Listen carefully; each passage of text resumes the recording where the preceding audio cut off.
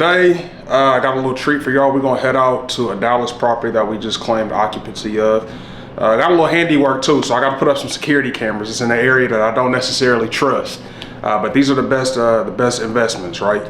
Like you hear me say on a lot of other videos, the ones that we're able to put the exponential value into, those are the ones we make the most money off of. So yeah, we're gonna go check out this property, go put up some security cameras, kind of take a walk through and show you guys exactly what we're doing, go over some profit strategies as well.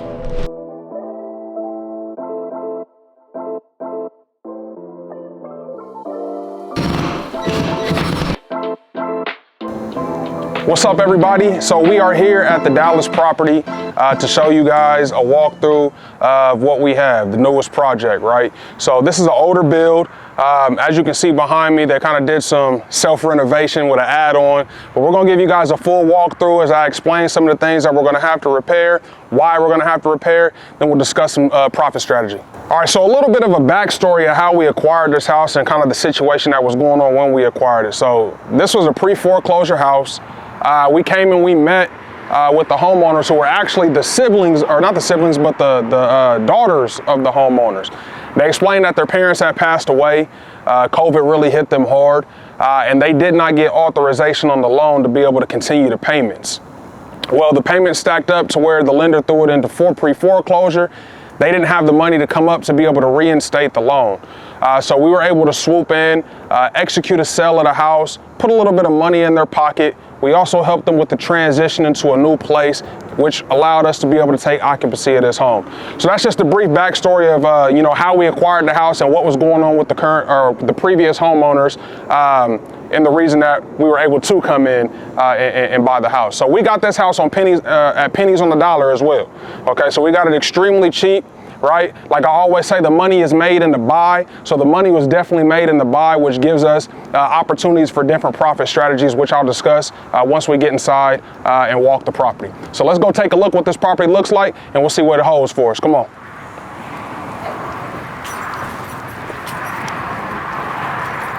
All right, so as we walk into the house, of course you can tell we're in the living area. Decent sized living area for the age house it is. I believe this is a 1961 build. So yeah, here's a living area, not too shabby. Kind of come this way. We have two entrances to the kitchen. Now, when we go into the kitchen, it's going to throw you off just a bit because they did an add-on, which I'll talk about once we get in there, but kind of throws the flow of the house off, but it's okay. So as we walk into the kitchen area, we'll see where they kind of got their own granite countertops that they had put in here. Now, it needs a lot of work. It needs a lot of work. We see the gas connection right here, which is where they had the stove, so we know there's a gas connector here.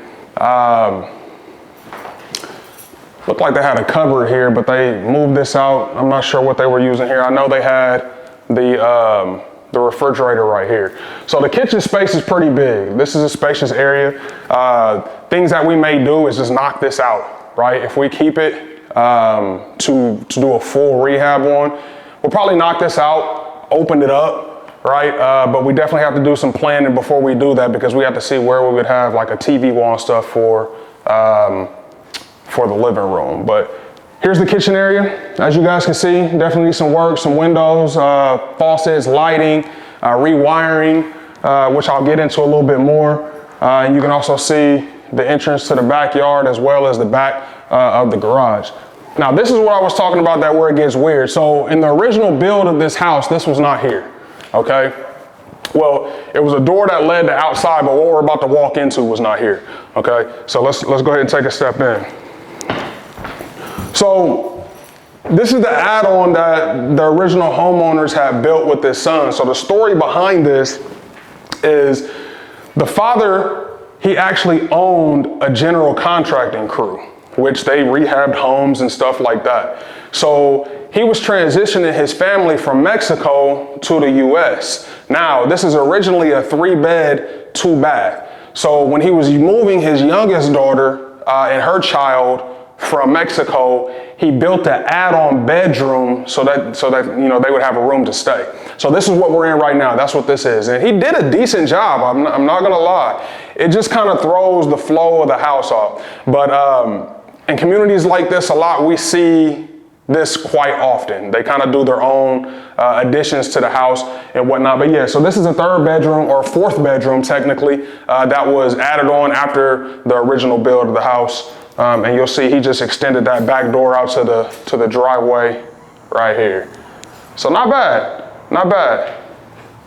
But let's go ahead and take a walk through the rest of the house, okay? So I'm gonna show you guys some features because it's important for you to notice. So when it comes to the rehab, these are some of the things that we look at. So here's the inside HVAC unit. Okay, this is one of our major repairs. So looking at it, you can tell that it's fairly old. Okay, we're definitely gonna have to replace this interior, the inside HVAC unit on this house. Okay, and I'm gonna show you a couple other things that are attached to this repair that we're also gonna have to take care of as well. But here's the inside HVAC.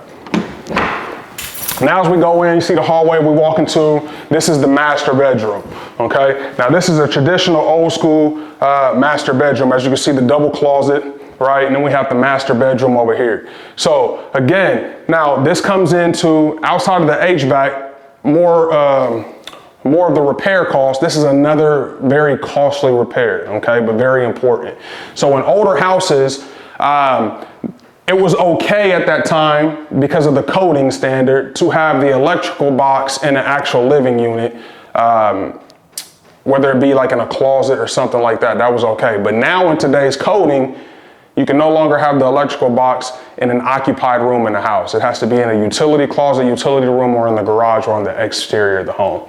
So if you see right here, you'll see that in this first closet of the master bedroom is where that main electrical panel and breaker is, okay? This also tells me that we're gonna have to rewire this house as well.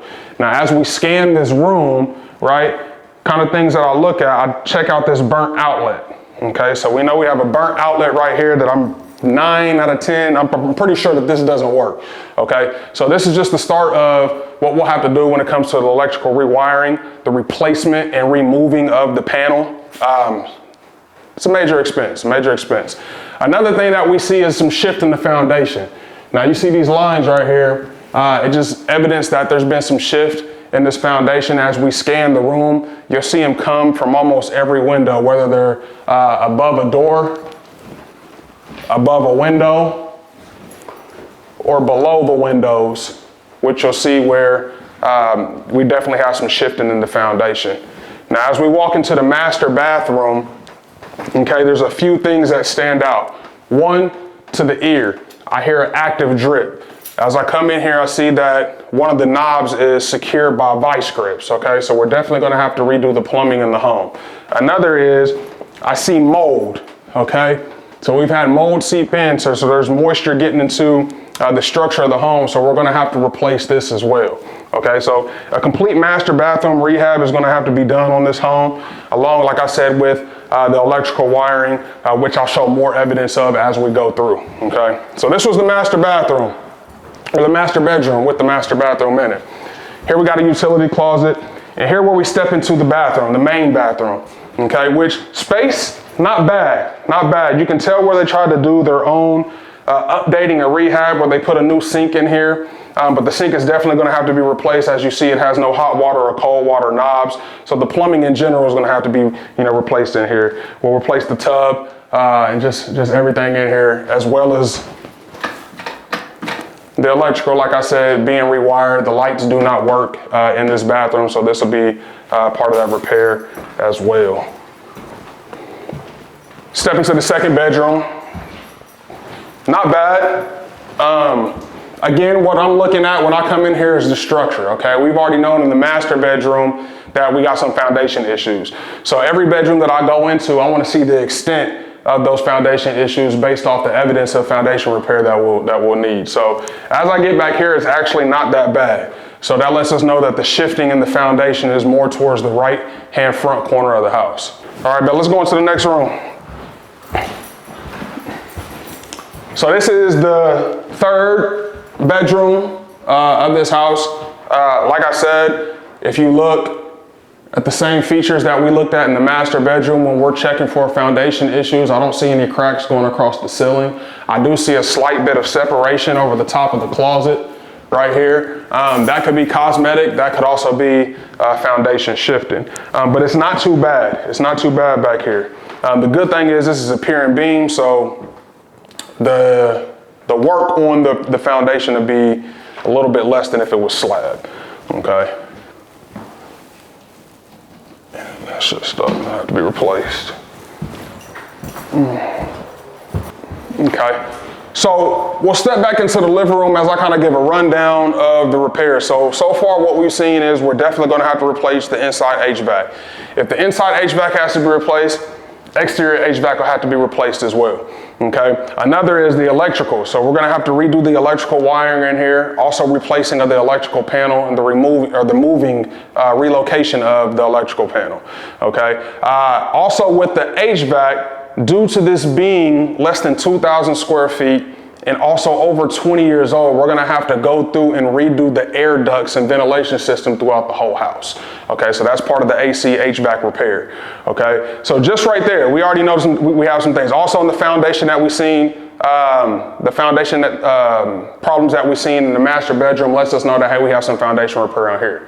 And since this being a home built before 1980, whenever you have to redo the foundation, 9 times out of 10, you're gonna have to totally replace the cast iron plumbing that's in the house as well. Because when that foundation shifts and then it's repaired, it's gonna crack that cast iron.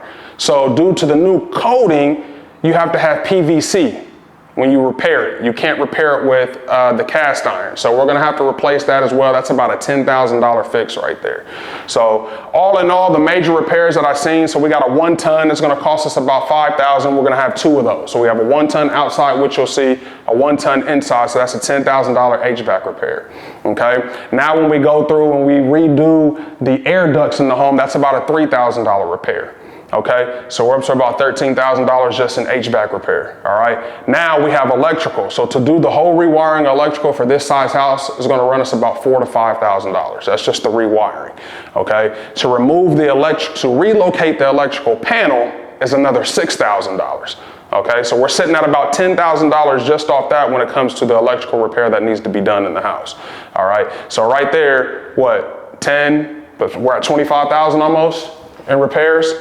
That doesn't have to do it with cosmetic. And then the foundation, due to this being pier and beam, it'll cost us about $5,000 to do the foundation work on here. Yeah. So we're sitting about $35,000 repair just on those basics, and we haven't gotten into the cosmetic repair of the house as well, okay? So what I wanna do now is we're actually gonna step outside. We're gonna go around the back through the extension and then around the back so I can show you guys the exterior of the house as well. Those one.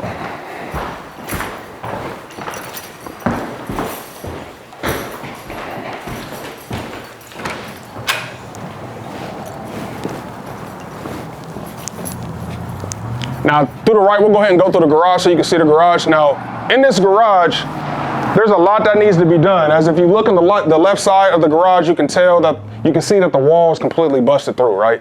So we're gonna have to redo the whole structure of the garage. Also, if you catch over here, you see we have a mold problem in the drywall right here, which we'll just cut that drywall out. We'll see how deep that mold issue is. That repair can get a bit extensive depending on how deep that mold gets. Okay, so we'll just have to see. Then as we keep going, we have the hot water heater right here, which will definitely need to be replaced. It's out of code. It's sitting on the ground, which it's not supposed to, nor does it have its pan in there. So we have to get that in code. I'm pretty sure we're gonna have to replace that as well.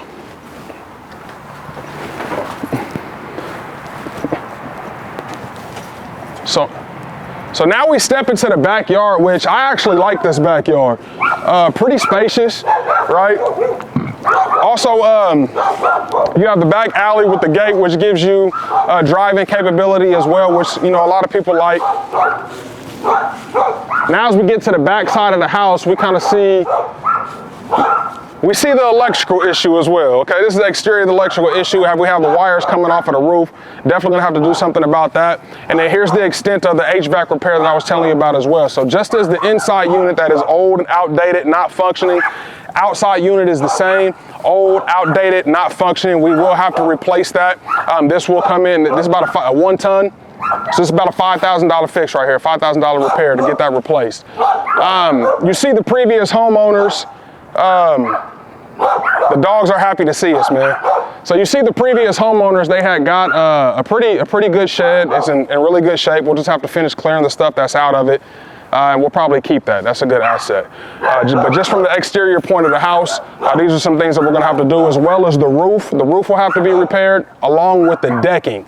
Now, when you get homes that are built before 1970, if the roof hasn't been repaired in quite a while, 9 times out of 10, you're gonna have to repair just not the shingles, but the decking, which that can get a bit costly. So we'll have our roof guy come out, really examine the roof and see what we're looking at, and give us an estimation from that point, okay? All right, so now that we've taken a walkthrough through the house, you guys have gotten to see what it looks like, right? The condition that it's in. I've gotten to walk you through some of the repairs and the things that I look for. Right, another thing that I forget to say was these windows as well, but that's okay. But now that we've walked that property, you're seeing what I see, right?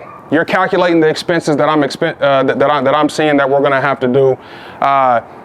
And the next thing that we do is, okay, what's our profit strategy? We kind of know the extent of our repair. How are we gonna profit? The good thing about this property is we bought it so cheap that we have different options. Do we want to quick flip it, where we sell it to a buy and hold investor that likes to buy houses in this community and still get a nice profit on the back end? Or are we going to take the time and the money to actually fully rehab it, right?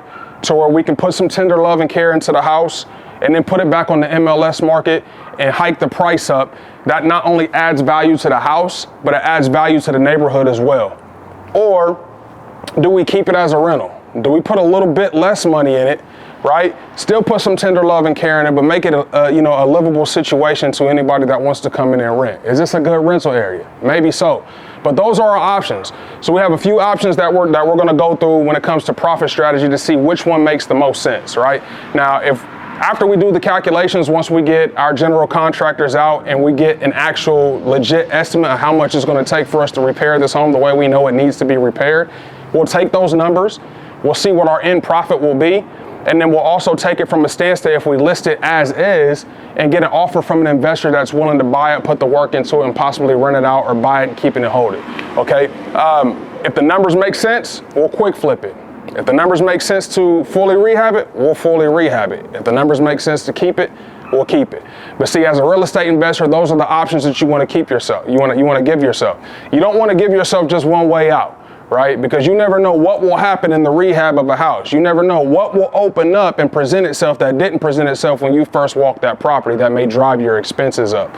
So you want to make sure that you have different strategies to be able to profit off of this deal no matter what happens. That's why I always say, and I'll say it now, you've heard me say it before and you'll hear me say it many more times, the money is made in the buy, not the sell of the house. You have to buy right to make sure you secure your investment and know that you'll profit off of it. Hey, we're trying to get paid, baby. You feel what I'm saying? So we got to make sure that we do these things right. So as we go through and I tell you guys, what our expenses are, kind of put that in your mind as you calculate and think about what profit strategy we should use. So now that we've went through that, you know what our profit strategy is. This is the first walk of the property. We're definitely going to have to come back once we get everything cleaned out, once we have our general contractor come through and give us an estimate of what it's going to cost. We'll come back, we'll walk through what we decide to do from a profit strategy. But what I want you guys to do is I want you to give me some feedback. What do you guys think we should do with this house? Should we keep it? Should we quick flip it? Or should we do a full rehab and make this thing a beauty and post it back on the MLS? What should we do? Hey, but this is Michael, your favorite real estate investor. Let's get paid.